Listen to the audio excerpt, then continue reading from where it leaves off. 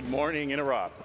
My name is Matt Eclavea, the Sacramento Kings, and first of all, it is an honor and privilege to speak to a very technically astute crowd and to be able to tell you about our exciting new arena and all the technology that we're going to put into this building.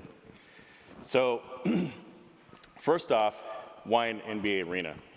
Well, what brought me to this building and to this organization was the fact that the ownership are basically nerds across the board. Very unheard of in a typical NBA team, any kind of pro sports team. Backgrounds from leadership from Apple, Facebook, TIPCO, Qualcomm, to name a few. So what happens when you get that mix is you have kind of the kid in a candy store. We want this technology. We want to bring all these fun gadgets into this arena and make it better for our fans and give a compelling reason to bring you from your home to the arena to watch a game. So my job was to bring all of their vision and create something that is future-proof, that is innovative, state-of-the-art, and definitely we got to make it work. So this is the front of our building. As you can see, just right off the bat, there's some interesting things that we've done with hangar doors. They actually open like in a bifold manner. And this is done so that we can bring some of the what we call delta breeze into the building and circulate some air, save energy. And also while you come in and you're waiting to get through the tickets, the ticket gates, you can watch this kind of interesting spectacle. Very innovative architecture. So we, again, with our ownership, started out with quite a lot of initiatives, even before we decided to build an arena, a new arena. First team to use Google Glass. We did a live stream through virtual reality of an actual NBA game, live streamed it all the way back to India, as well as a local Sacramento school, such that those who were viewing it had the perspective of sitting at courtside. Absolutely cool. First NBA team used Bitcoin. My team actually installed, we didn't know it at first, we were installing ATM machines, and then they said, no, they're Bitcoin. So, pretty cool. First to use drones, and not only just fly them around the arena, but actually use them to give our fans, hey, what's going on with the arena? I want to see it being built. And so a lot of drone use, a lot of interesting perspectives there. And finally, using sensors. So there's a ton of statistics, a ton of analytics that go into how long did that player stay on the court? How many rebounds did he get? Did he step out of bounds? Things like that. So through technology, we can enable positioning on the court. In addition to just what we use now, which are cameras that are kind of missile tracking cameras, what we call them.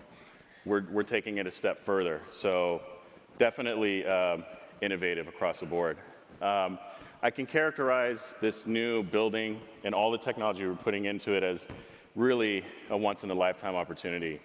With all the technology we're bringing in, it was truly like a kid in a candy store. And there's a ton of what we call our sensors. So enhancing the fan experience through things like Bluetooth LAN energy, WLAN wayfinding, smart cameras. So not only cameras throughout a building, just hey, is there bad guys in here? No, we're going to use them not only for that, but line queuing. Is that line really long? Is that line really short? And we had to build an infrastructure that not only we could talk about and say that we're very proud of, but it has to work. And I'll get into what the scope of why that is in a second. But electrical, lighting, building security, everything you can possibly think of, phone systems, wireless, everything relies on this network. So when you bring in so much technology, NBA teams typically have 4 people, maybe 8 people. My team is 4 strong, maybe 5. So we had to rely heavily on network monitoring, automation. We're going to bring in a significant amount of software-defined networking so that as we provision things, as we have to create new storage, as turn things up, I don't have to interrupt this guy or this sysadmin or this. It just happens. It's through a portal. It's through things that we do every day with as you buy things, a flow. Very simple thing like that, but it's done so that we could create this amazing technology without being constantly disrupted. So again, heavy reliance on automation, SDN, and then the team itself. I wanted to emphasize this because we're fortunate to have people that have literally 3 or 4 hats across every vendor. Very vendor agnostic, but we also have a huge amount of professional services, huge, very technically astute. And then a large amount of that comes from the fact that we just got lucky and had a prior military service. So a lot of thinking on your feet, a lot of heavy physical equipment to lift and to move and things like that. So stay until the project's done, things like that. And then cable installation. Layer 1 is always that last thing, or it's the first thing that goes in, but it's always that, yeah, there's cables underneath. But we spent a significant amount of time on ensuring that what we put in the building in way of infrastructure, fiber, copper, you name it, is future-proofed. Our ownership said, Matt, in 5 years, I don't want to have to rip all this out. And so what does that mean? Well, you have to think ahead on all the different facets of technology and plan now, which if you spend the money now, it's always cheaper now than later in a construction project. So what is this project in scope?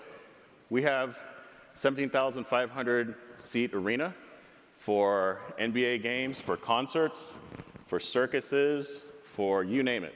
Over 200 events a year in total. And located adjacent to the arena is a 250-room hotel managed by Kimpton, and that also has residential units on top. And then if you kind of flip it around a little bit and look what's in the front of the arena, you see this bottom right-hand slide. There's a retail plaza, shops, restaurants, and an outdoor plaza experience that rivals that of NBA Live, if some of you are familiar with Staples Center. So the same experience. We want you to come to the event, have the ability to stay there, have the ability to eat there, and be immersed in the whole fan experience right when you walk into the site. So my scope is this entire property. It's literally 6 city blocks of infrastructure to where this network will be the centerpiece of all of this infrastructure. So when you're talking about, well, what's outside? We're going to have one of the most dense WLAN deployments for an arena of its size, but we're going to take that same infrastructure and same network and bring it outside and be able to offer retail the same experience. So if I walk into a shop, oh, hey, you're by wave sensors, hey, you're going to the game, so let me offer you promotion for whatever shop you're in. Things like that, simple things. And then, I've never been here before, where's the arena? Or where's the best entrance to get in? Wow, there's too many people at that line, that entrance. So wayfinding, positioning, all that kind of stuff, but it has to be done intelligently, obviously it has to work. So with the enhancement of fan experience, there's a heavy reliance on analytics. So you're going to bring in a bunch of data, you're going to process it, and then what do you do with it, right? And that's where it's a perfect example. I'm a season ticket holder. I come into the building, I scan my ticket, I know you're in the building, and then I know where you are in the building, and you're a repeat visitor. So I'm going to offer you a concession, free concession, hot dog, shirt, and then do a heavy amount of push notifications, not to drive you nuts, so you can actually watch a game, but so that you feel like the arena's checking into you. And our ownership will say that quite a bit, and that's really the underlying effect of what does that mean, checking into you? Well, it's going to talk to you. It's going to interact with you. So when you bring all this technology in, it definitely creates a heavy amount of meetings. And right now we struggle with coordinating all that. But again, heavy reliance on coordination of general contractors, subcontractors, construction, project management, all that. We really own it all. Amazing team. So when it comes to innovation, the rest of the league, I joke, they're tired of hearing of us brag about all these different facets of our technology. But definitely in each area, there is a very carefully thought out, why did we do this? It's so that we could be the first in this, and very, very innovative approach. So with that, we announced that we're gonna have the first humongous Ultra HD 4K center hung scoreboard. And you say, well, 4K, that's kind of old hat.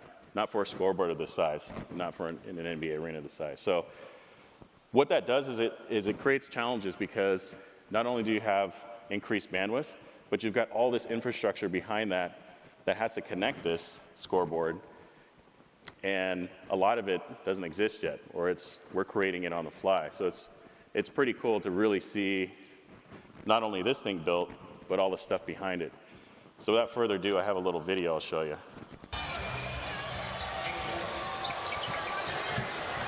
Cousins for the win. Yes, it's all over. Cousins wins it at the buzzer.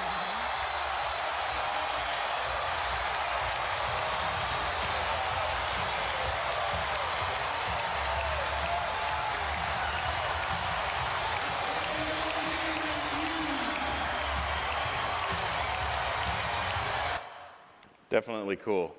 84 feet by 30 feet, 2 tractor trailers stacked up on top of each other. Absolutely huge scoreboard. But large scoreboards are not the only thing. Again, how could we make that compelling argument to bring you out of your home, and you have a 4K TV at home, you go to an arena? Well, things such as in-seat delivery for food, concierge type services, instant replay. You see players looking up at the screen going, hey, that wasn't me, I didn't foul. But that's not only for them, it's also for fans. And they can see it through their mobile device if they so please. So we're gonna bring all of these innovative things, but again, the goal of enhancing the fan experience is top priority. So again, a large amount of future-proofing. What does that mean? So we spent a ton of time bringing in single-mode fiber. This is construction mode right now, so it's just a ton of spools. Well, what does that mean? So more is better right now. The ability to support distributed antenna system for cellular. A lot of that stuff runs on single mode fiber. A lot of our backbone runs on single mode fiber. Let's do more. It's cheaper up front. And then with the connectors on the end, it sounds like a mundane thing, such as LC connector, MPO connector, very simple thing, but you want those pre-terminated and thought out ahead of time so that you can support future speeds. So in 5 years, if they say, Matt, I want between this backbone, I want 100 gig. No problem. It's ready to accept that without any overhaul whatsoever, without any patching whatsoever. It's just ready. So we spent a ton of time on that. And then one of the big ones that we announced publicly was the WAN circuit. NBA requires 2 diverse circuits into the arena. We took it way over the top and brought in 2 100 gig circuits into the building. Completely unprecedented. And you ask, well, why 200 gigs worth of bandwidth? We're truly a service provider in operation. We're building an infrastructure that will service our hotel. They'll have their services and their internet connectivity through us. All the retail in the plaza will have their internet through us. And the possibilities are endless from there. So that's why we brought in so much bandwidth. Will we use it all on first day? 200 gigs? Probably not. Are we future-proof? Absolutely. Definitely unprecedented. What you see here in this picture, this is actually a control room from Levi Stadium. And this is a kind of notional picture of what our NOC, or Security Operations Command Center, will look like. We did something kind of different. We brought them together so that I don't have to get on a radio and talk to the security guy, talk to the social media person, talk to the network operations guy, talk to the guest services person. We're all just in the same command center and broadcast control room. So you can get quick response, again, with the goal of how do we help our fans? What's going on in this area of the arena? Is it too cold?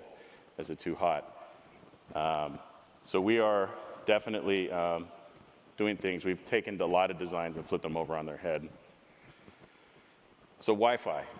When it comes to these events and the fan experience, the network to a lot of our fans is always, I want to get on the network, and that's Wi-Fi. So we brought in basically what will be one of the most dense arenas from a AP to a fan perspective. And again, our goal was fan experience, but also future-proof. So what I can do is I can take positions in our bowl and introduce things like small cell. It's a emergent technology. We're working very closely with partners like Qualcomm and other folks to jointly help develop some of the standards and things like that, at the same time promising to our fans and to all our ownership that this will be available at some point. So it's a very exciting technology, and it will complement our distributed antenna system such that 19,000 people are in that area inside the building. Not only can I make and have a reliable cell signal, but I can also choose to have more complementary products from a cellular perspective. So definitely cool technology. And we want the experience to be the same from a wireless perspective. Whether you're the only one sitting in that bowl or there's 17,500 people sitting with you, we want that experience to be the same. Definitely unrivaled. So here's an example of, again, the wireless perspective. On the far left, we basically are doing an underseat deployment. It's about as close as we can get it to the fan, maybe comfortably too close in some cases. So that's a example of the actual prototype that we're going to have under seat. Stadium seats, like as if you're sitting comfortable movie theater. It's definitely a very comfortable venue.